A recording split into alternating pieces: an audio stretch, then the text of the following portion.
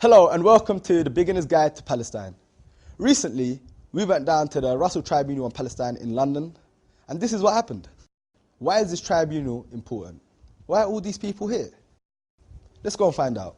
We're here for the second international session of the Russell Tribunal on Palestine, which is focusing on corporate complicity in Israel violations of both international human rights law and international humanitarian law. This session is concerned with an area which is very murky, less well known, very veiled, and that is, the way in which commercial interests, corporations and companies are not only making money, but making money out of human rights violations. And they do that in many ways by providing services and resources to the Israeli government or corporations in Israel. The reason that I'm here and at War and Want is taking part in the Russell Tribunal is to put a focus on the arms companies and the other military companies which are complicit in the crimes that Israel has committed against the Palestinian people and other people in the region. I support the concept, which has been built up over hundreds of years, that there is a norm, an international norm, by which we should live, which involves not, killing other people, genocide, and all these sorts of war crimes that you get. This is the infamous Ofer prison. It is a prison located in the West Bank. It is dedicated only for Palestinian political prisoners. It is a compound that includes also a military court and a military base. It's one of the worst places I've ever visited in. Now, this is personal because I've personally witnessed teenage kids being brought to the courtroom in Ofer in shackles after being taken in the middle of the night from their homes and kept in that prison for a whole week, not charged with anything. They were brought there just to testify against their neighbors who were involved in organizing peaceful demonstrations. I think the tribunal is vastly important as a tool for us as a movement to move forward and use the tools of legal action against these corporations.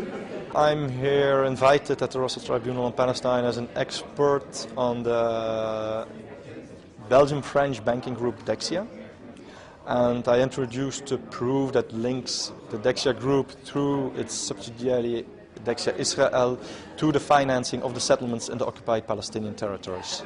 Billions of dollars are being invested. Millions of people are suffering. Who's profiting?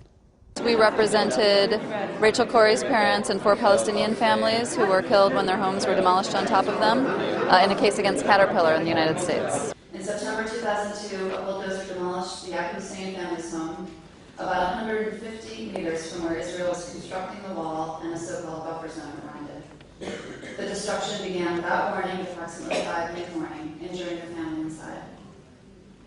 About 6 months later, and about 200 meters away, Rachel Corrie stood in front of the home of the Nasrallah family, where she had previously stayed, to protect it from demolition by a Caterpillar D9 bulldozer while the family was inside. The IDF soldier operating the bulldozer ran over her and then backed up over her again, killing her. In a July 2004 incursion into the Khan Yunis refugee camp in Gaza, the IDF demolished over 70 homes. Just after midnight, a bulldozer approached the Khalifallah's home, where Ibrahim Khalifallah was inside, in his 70s, and was sick and unable to move. When the bulldozer hit the house, his wife and daughter tried to get the bulldozer to stop, but he continued, destroying her home and killing Mr. Khalifallah. So, next time you think about buying a pair of Caterpillar shoes, think again. Now moving on to the next point. Elbit has developed its own armory of these different UAVs. The British Army itself has contracted Elbit and its partner company, Thales UK, in a contract worth over $1 billion to develop the next generation of our own British drones, the Watchkeeper drones. What are drones? I thought they were something out of Star Wars, until I heard this. The Israeli companies have been particularly active in developing this new generation of drones, or the unmanned aerial vehicles, as they're also called, UAVs. And they're very dangerous. I mean, as I have noted in my presentation here, for every one targeted person that they aim to kill with these drones, at least 10 civilians die at the same time as what they call collateral damage. A wall is being built around the whole of Palestine that is turning it into a prison. Why is this happening? Let's find out. when it was made clear to us that the Israeli occupation intended to build a wall on our land in Tulkarem. And we had 15 days to appeal this decision. And we went to the courts, but they refused our appeal. We went to the Israeli High Court of Justice, but unfortunately the decision was made to build the wall on our land that took 60% of my farm. And this wall continued its route from the north in Tulkarem to the south towards to Qalqilia. And the construction began on the 5th of April 2002. And this led to the suffering of the Palestinians in all the aspects of their daily lives. We went to a little village outside Ramallah in the occupied territory. And this village, its land is being annexed by the building of the illegal wall by Israel. And the villagers started 6 years ago having non-violent, peaceful protests to walk up to the wall and to protest the continuation by Israel of building what is an illegal wall. I mean, the International Court of Justice ruled in 2004 that this wall was illegal, so the villagers are actually walking to protect the wall and to demand Israel uphold international law. So Israeli activists, internationals, the villagers, we all walk together up to the wall. Now, unfortunately, the Israeli military opened up with CS gas, and as we were trying to come away from the wall, I got shot in my leg with a plastic bullet and I got gassed. But I mean, this is nothing to how much the Palestinian people suffer every day with an occupation. Everything the Russell Tribunal is about is to denormalize this situation of extreme impunity that Israel and other organizations and institutions and companies enjoy. We're all clear on what Israel's responsible for, but how does Israel do it? How has this gone on for so long, 60 years? Other ways that the occupation is everywhere is, for example, Cement Roadstone Holdings. It's a company that's building the apartheid wall, and it's an Irish cement company. They provide cement to building projects. There's probably many buildings in Ireland that have been built by cement, which is also being used to build an illegal entity on the ground of Palestine. We have the feeling that we're left into prison cells, cantons, Bantustans. If we look into the image now, what is remaining from the historical Palestine is 12%. And what was left for the black South Africans during the apartheid system was 13%. The West Bank is fragmented into 3 cantons, isolated from each other. In South Africa we had 14 Bantustan or canton, and you can see in the images the humiliation we endure on 600 checkpoints, as we could witness in South Africa when blacks were trying to go from one Bantustan to another. The image below shows that we have the same practices. I'm here because I'm a member of the panel, the Russell Tribunal into Palestine, Israeli war crimes, abuses of human rights by complicit governments and countries, corporations rather. I was at the hearing in Barcelona, the first hearing. We hope that the third hearing will be in South Africa. So I'm very much part of this process. It's a very important project. Thank you. One other question was, why are you supporting the tribunal itself?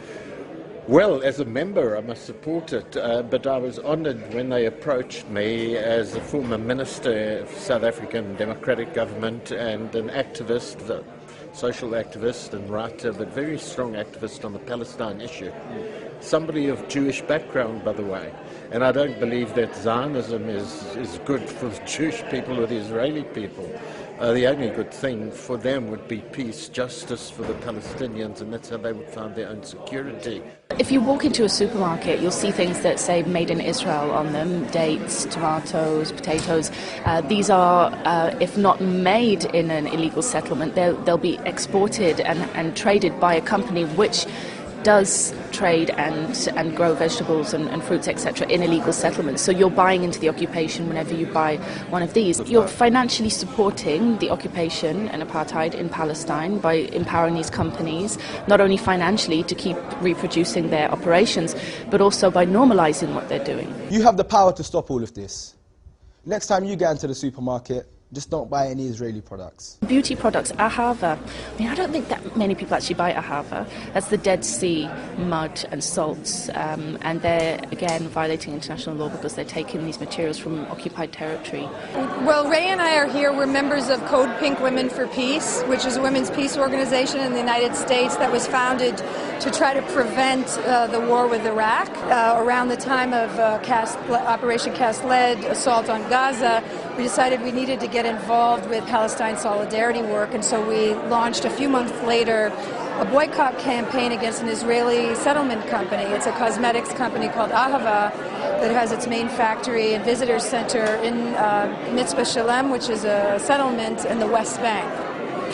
So that's why we were invited to come here as expert witnesses to talk about Ahava and its occupation, profiteering, and our campaign against them. Some people have taken direct action against Israel.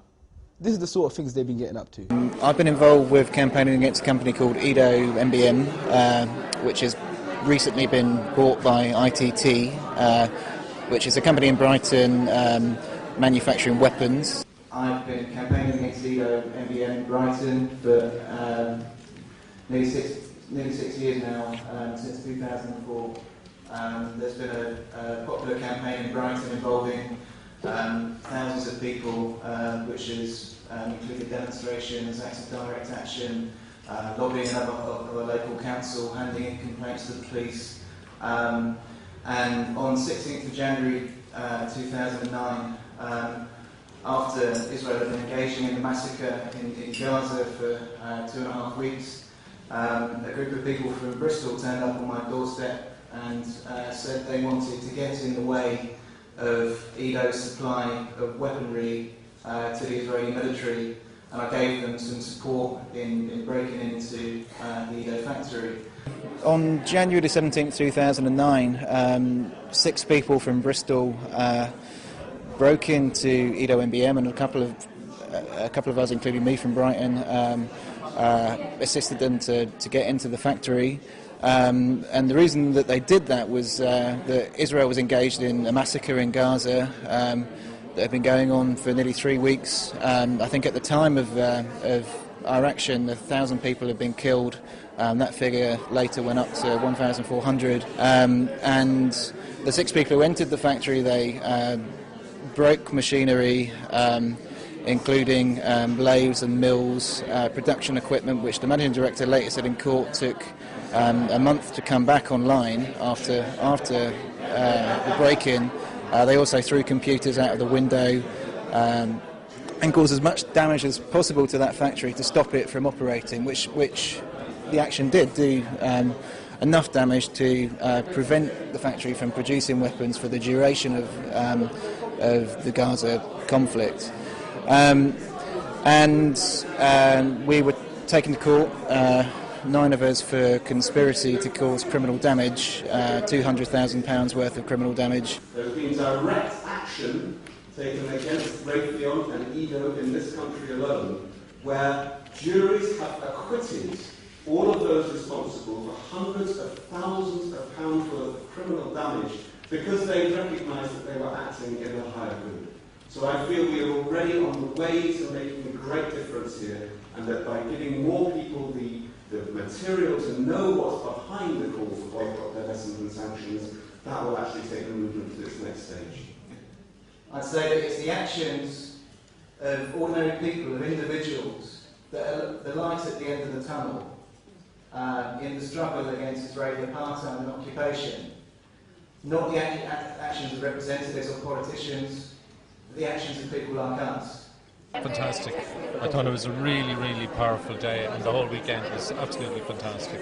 You know, this is really something that people need to be aware of, and people need to get angry about and to do something about. Thank you very much for watching this Beginner's Guide to Palestine. Think about what you could do to help this situation.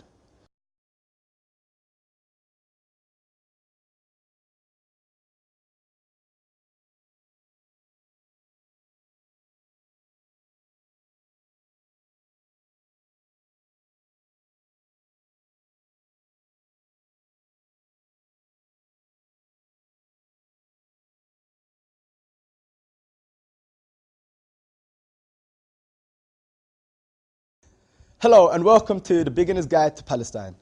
Recently, we went down to the Russell Tribunal on Palestine in London, and this is what happened. Why is this tribunal important? Why are all these people here? Let's go and find out. We're here for the second international session of the Russell Tribunal on Palestine, which is focusing on services and resources to the Israeli government or corporations in Israel.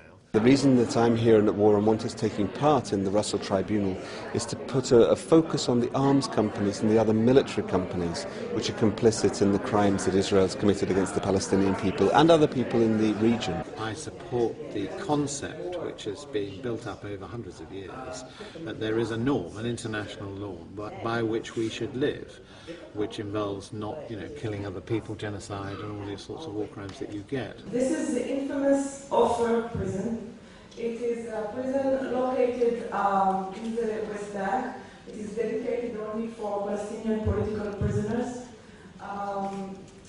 It is a compound that includes also a military court and corporate complicity in Israel violations of both international human rights law and international humanitarian law. This session is concerned with an area which is very murky, less well known, very veiled, and that is the way in which commercial interests, corporations and companies are not only making money, but making money out of human rights violations. And they do that in many ways by providing a military base. It's one of the worst places I've ever visited in. Now, this is personal because I've personally witnessed teenage kids being brought to the courtroom in Ofer in shackles after being taken in the middle of the night from their homes and kept in that prison for a whole week, not charged with anything. They were brought there just to testify against